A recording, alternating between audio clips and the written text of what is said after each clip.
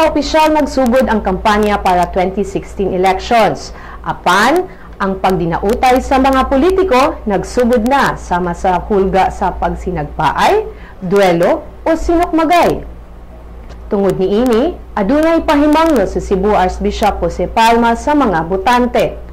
Basihan sa pagboto mao ang plataporma ug dili gimmicks. Matud pa ni Palma nga usa ka dakong hagit sa mga Katoliko mao ang pagpili sa mga kandidato base sa ilang politikanhong plataporma ug dili ang ilang mga gimmick.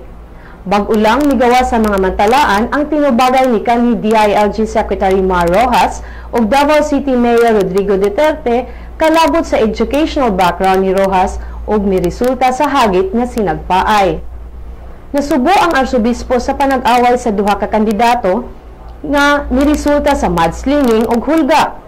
Angay hinumduman sa mga botante matud pa ni Palma nga ikonsiderar nila ang plataporma ug track record apan apil na ang pagkatao sa usa ka kandidato.